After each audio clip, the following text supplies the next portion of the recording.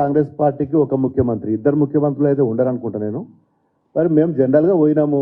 మాకు కాన్స్టిట్యున్సీకి సంబంధించి నేను మొన్నటి వరకు 10 ఏళ్ళు ఎంపీగా పనిచేసిన. మాకు మొత్తం జిల్లాలో ఎక్కడెక్కడ ఏం సమస్యలు ఉన్నాయి ఆ సమస్యల మీద నలుగురం కలిసి పోయినాము. మాకు కూడా తెలుసు ఏ కాన్స్టిట్యున్సీలో ఏ ఇబ్బందులు ఉంటాయి. పోయి మరి మా కాన్స్టిట్యున్సీలో ఈ ఇబ్బందులు ఉన్నాయి. నాకు మొన్న దుబ్బాక ఎమ్మెల్యే నిలబడ్డా. మరి దుబ్బాకలో నాకు ఒకటి మరి రెవెన్యూ డివిజన్ కావాలి, కొన్ని రోడ్లకు డబ్బులు కావాలి. ఇవన్నీ ఇవ్వాలని చెప్పి మరి నేను గౌరవ ముఖ్యమంత్రి గారిని రేవంత్ రెడ్డి గారిని కలిస్తే దాన్ని పెద్ద రాజకీయం చేసి పార్టీలకు వెళ్ళి పోతున్నారు. ఏమో అవుతుంది, ఎందుకు పోతామా మేము పార్టీ? కాంగ్రెస్ పార్టీ అంటే అది ఎందుకేళ్ళ పార్టీ, గిల్లకెళ్ళి మేము గల్లకి ఎందుకు పోతాం? ఉద్యమంలో ఉన్నప్పటి నుంచి డే 1 నుంచి 2001 నుంచి మేము పోరాటం చేసి తెలంగాణ తెచ్చుకున్నాము. మా మెదక్ జిల్లా అంటే ఉద్యమాల గడ్డ. గిల్లకెళ్ళి మేము గల్లకెందుకు పోయి కాంగ్రెస్ పార్టీలో పోతామా? ఇప్పుడు సమస్యల మీద పోవాలి కదా. మాకు ప్రజలు గెలిపించిర్రు, మన 54,000 మేడతో గెలిపించిర్రు. వారికి ఎన్నో సమస్యలు ఉన్నాయి. మరి సమస్యల మీద మొన్న నేను పోయి కోమటిరెడ్డిని కలిసి మాకు R&B రోడ్లు ఉన్నాయి, రోడ్లు కావాలని అడిగినాను.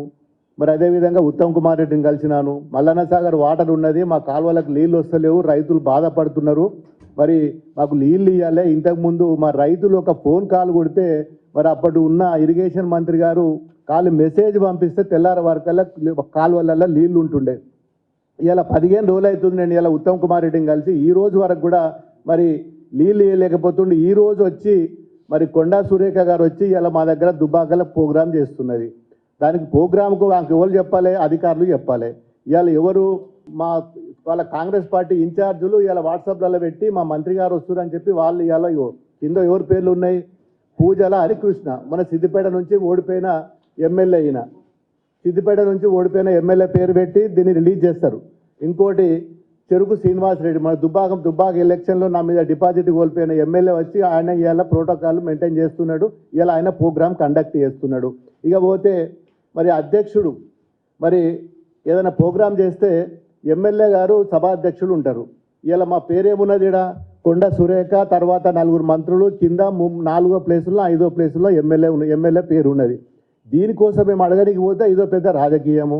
కాంగ్రెస్లో ఏదో మేము కలుస్తున్నాము, మా పార్టీకి ఏమో లేనట్టు, వాళ్ళది ఏదో పెద్ద దేశంలోనే పెద్ద పార్టీ పెద్ద ఒరుగ పెడుతున్నారు. ఆ కాంగ్రెస్ పార్టీలో పోయి మేము గెలుస్తున్నాం అని చెప్పి ఇలా రకరకాల జిమ్మిక్కులు చేసి టీవీలల్లో, పేపర్లల్లో, సోషల్ మీడియాలల్లో ఇదో పెద్ద డ్రామా. మరి మాకు ఏం అవసరము? మేము ఎందుకు పోతాము? మరి ముఖ్యమంత్రి అన్నప్పుడు మేము అందరి దగ్గర పోతాము, అందరు మంత్రుల దగ్గరకు పోయినాము. నేను 2 సార్లు ఎంపీ ఉన్న ప్రధానమంత్రిని కలిసిన, మంత్రులను కలిసినాము. రాష్ట్రానికి రావాల్సిన రైల్వే గురించి రైల్వే మంత్రులను కలిసినాము. హైవే గురించి నేషనల్ హైవే మంత్రి నితిన్ గడ్కరీని కలిసినాము. మరి సివిల్ సప్లై ఫుడ్ కార్పొరేషన్ మంత్రులను కలిసినాము. ఏ రోజు కూడా ఢిల్లీలో ఉన్నన్ని రోజులు మేము మంత్రులను కలిసి మాకు రావాల్సిన మరి తెలంగాణ రాష్ట్రానికి మా నియోజకవర్గం రావాల్సిన నిధుల గురించి కొట్లాడినాము. అదే తరహాలో ఇప్పుడు కూడా పోయినాం. ప్రధానమంత్రిని కూడా నేను 3 సార్లు కలిసిన. అదే తరహాలో ఈరోజు ముఖ్యమంత్రి గారిని కలవడం తప్ప, మంత్రులను కలవడం తప్ప, అధికారులను కలవడం తప్ప, సెక్రటరియట్కి నేను పోయిన. ఇప్పటికి 4-5 సార్లు సెక్రటరియట్కి పోయిన అధికారుల దగ్గర మా ఫైల్స్ పట్టుకొని. ఎందుకు పోకూడదండి? దీన్ని పట్టుకొని వార్తలలో పెద్ద పేపర్లలో రాయడం అనేది కరెక్ట్ కాదు. మీరు మొన్న ఎలక్షన్లో అప్పుడు ఏమేమి వాగ్దానాలు చేసిరో తెలుసు. 6 పథకాలు, 6 కాదు గ్యారంటీలు మీరు చేసిన 13 గ్యారంటీ పథకాలు చేసిండ్రు. అవి ఇస్తే మేము కూడా స్వాగతిస్తాము, మీరు సన్మానిస్తాము, శాల్వాలు కప్తాము, బ్రహ్మాండంగా మీరు ఊరేగిస్తాము. ప్రజలకు ఏమి ఇచ్చిర్రు? మొన్న పవర్ యూనిట్ 200 యూనిట్లు ఫ్రీ ఇస్తామన్నారు, 4,000 రూపాయలు పెన్షన్ ఇస్తామన్నారు, మహిళలకు వృత్తి 2,500 ఇస్తామన్నారు, మరి రైతు బంధు వేస్తామన్నారు. నిన్న రైతు బంధు అడిగితే ఒక ఊర్లో పోతే కోమటిరెడ్డి వెంకటరెడ్డి గారు చెప్తాడు కొట్టురే అంటుండు. ఇదేనా సంస్కారం? వల్ల చెప్తాడు కొట్టుకోవడానికే నేను గవర్నమెంట్లో నిన్ను రూల్లో సీట్లో కూర్చుండబెట్టినరా? చెప్తోటి కొడితే అది ఏం సంస్కారం? అది ఇవి వాళ్ళు చేసే పనులు. ఇలా 15 రోజుల తర్వాత కూడా మాకు మల్లన్న సాగర్ ప్రాజెక్టులకి నీళ్ళు వదిలేక మొత్తం మన మొక్కజొన్నలు ఎండిపోతున్నాయి, పొద్దుతిరుగుడు ఎండిపోయింది, వరిసేనులు ఎండిపోతున్నాయి. నాటుకొచ్చిన తుకాలు కూడా మరి నాటేసుకుందామంటే కూడా నీళ్ళు వదులుతలేరు. 15 రోజుల తర్వాత ఇవాళ వచ్చి మంత్రి గారు వచ్చి ఇలా ప్రోగ్రాం పెట్టింది. దానికి ఎవరు? మొత్తం కాంగ్రెస్ కార్యకర్తలు వాళ్ళనే చీఫ్ గెస్టులు, వాళ్ళే స్టేజ్ మీద, వాళ్ళే ప్రోటోకాల్ దాంట్లో, వాళ్ళే అన్నిట్లలో కూడా వాళ్ళే. ఇలా వాళ్ళ సంస్కారం కాదు, మా సంస్కారం ఇది. మేము మొన్నటి వరకు కూడా నా దగ్గర రఘునందన్ రావు గారు బీజేపీ ఎమ్మెల్యే ఉండే, వాళ్ళు సభాధ్యక్షులుగా వాళ్ళ ఫోటో మేము అది కూడా చూపిస్తాను నేను ఎట్లా పెట్టినాం మేము. మరి ఆ సంస్కారం కూడా లేకపోతే ఎట్లా? వీళ్ళకు ఫస్ట్ సభాధ్యక్షుడు మినిస్టర్ కింద పెట్టినాం. మరి అదే తరహాలు వీళ్ళు కూడా పెట్టాలి కదా, గతంలో పెట్టినట్టు. అంటే రకరకాల తప్పు పనులు చేసి మీరు అనవసరంగా మొదలు బదనాం చేసి పార్టీలు మారుతుండనేది కరెక్ట్ కాదు. ఖచ్చితంగా ఈరోజు రేపు జరగబోయే ఎన్నికల్లో కూడా మరి మెదక్ పార్లమెంట్లో 100% గెలిచేది గులాబీ జెండా. మా ఎంపీగా మేము మా గౌరవ కేసీఆర్ గారు ఎవరైతే అభ్యర్థిని మరి అవకాశం ఇస్తాడో మరి దానికి 100% రేపు జరగబోయే ఎన్నికల్లో కూడా మీరు చేసిన వాగ్దానాలు, మీరు చేయబోయే వాగ్దానాలు ఏమున్నాయో అవన్నీ కూడా ఎండగడతాం. అవసరం అనుకుంటే మరి రోడ్డు మీదకి వస్తాం. మాకు ఇదేం కొత్త ఏం కాదు. ధర్నాలు చేసైనా ఏదైనా ఇలా ప్రజలకు ఏదైతే మాట ఇచ్చిండ్రో మీరు ఆ మాట నిలబెట్టే వరకు కూడా మేము పోరాటం చేస్తాం. వచ్చే ఎన్నికల్లో కూడా ఖచ్చితంగా మెదక్ గడ్డ మీద ఎగిరేది గులాబీ జెండా. మా పార్టీ ఉన్నంతసేపు, మేము ఉన్నంతసేపు గులాబీ జెండాని ఇచ్చిపెట్టి కేసీఆర్ని ఇచ్చిపెట్టి ఎక్కడ పోయే అవసరము లేదు, మాకు ఉద్దేశము లేదు. మేము ఇప్పుడు కాదు, మళ్ళీ ముఖ్యమంత్రి గారిని నిన్న కలుసుడు కాదు, ఇంకా 100 సార్లు కూడా కలుస్తాం. సమస్యల మీద మా ప్రజల కోసం అందరు మంత్రులను కలుస్తాం, ముఖ్యమంత్రి గారిని కలుస్తాం. మరి ఇంకా 5 సంవత్సరాలు మ్యాండేట్ ఇచ్చిండ్రు. మరి ప్రతి నెలకు ఒకసారైనా కలుస్తాం, 2 నెలలకు ఒకసారైనా కలుస్తాం. ఏ అవసరం ఉన్నా కానీ ముఖ్యమంత్రులను, మంత్రులను, చీఫ్ సెక్రటరీలు అందరినీ కలుస్తాం. అవకాశం వాళ్ళు వాగ్దానాలు ఇచ్చినా తీయకపోతే కూడా దాని మీద కూడా అన్ని విధాల పోరాటం చేస్తాం. ప్రజల కోసం పోరాటం చేసిన పార్టీ ఇలా బీఆర్ఎస్ పార్టీ. మరి మా మీద అనవసరమైన దుష్ప్రచారాలు చేస్తే మాత్రం ఊరుకునేది లేదు. ఖచ్చితంగా ఎండగడతాం. మీరు చేసిన మొన్న ఎలక్షన్లో ఇచ్చిన వాగ్దానాలు ఏదైతుందో అవి పూర్తి చేసే వరకు కూడా మా పోరాటం ఆగది. Thank you. ఇంకేమైనా అడిగితే అడగచ్చు మీరు.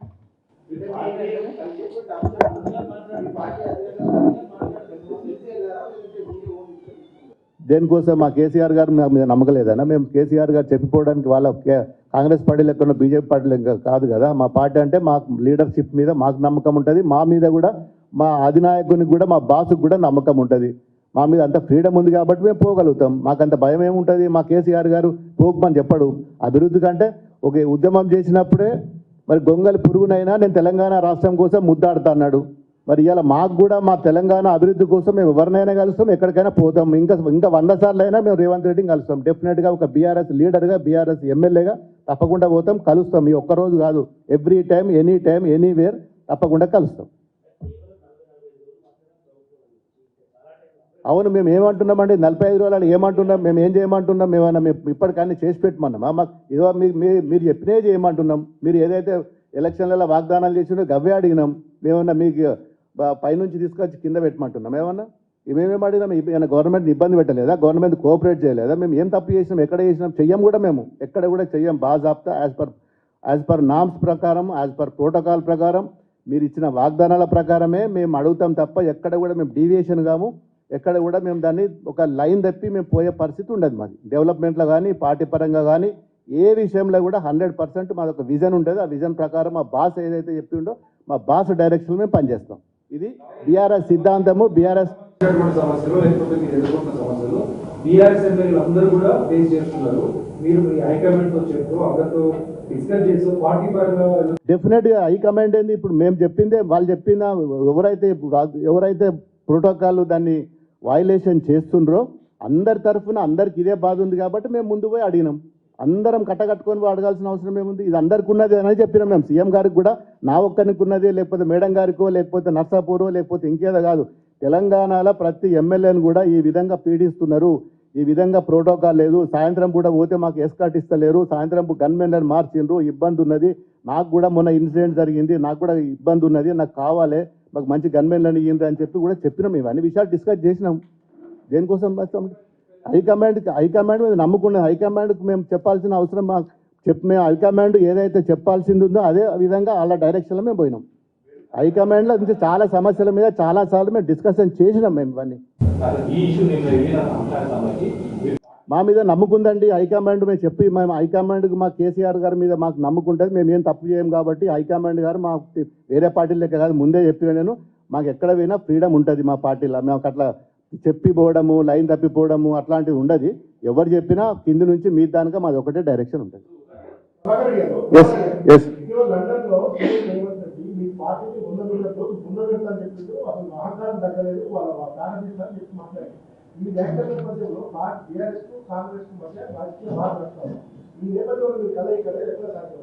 ఇదే ఇట్లాంటి బొందవెట్టుట్లు, ఇట్లాంటి నరుకుడు, ఇట్లాంటి కూర్చుడు ఇవన్నీ చాలాసార్లు మాట్లాడిండ్రు. అది వాళ్ళ విజ్ఞతకే వదిలేస్తున్నాము. ప్రజలు అన్ని గమనిస్తున్నారు. ఎవరికి ఏమున్నది, ఎవరికి ఏ విజ్ఞత ఉన్నది, ఎవరిని బొంద పెడతారు, ఏది చేస్తారు, రేపు వచ్చే పార్లమెంట్ ఎలక్షన్లో కూడా మేము తెలుసుకుంటాము.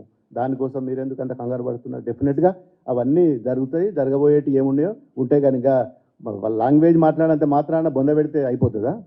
లాంగ్వేజ్లో చాలా మాట్లాడతారు, చాలా రకాలు మాట్లాడతారు. నోటికి ఏది ఉంటే అది మాట్లాడతారు. ఎంతమంది మాట్లాడలేదు కాంగ్రెస్ పార్టీలో? ఏమైపోయినరు? ఎవరు మాట్లాడినా కానీ ఒక దానికి లిమిట్ ఉండాలి. లిమిట్ ప్రకారం మాట్లాడాలి. బొంద పెడుతున్నంత మాత్రాన అయిపోతుందా?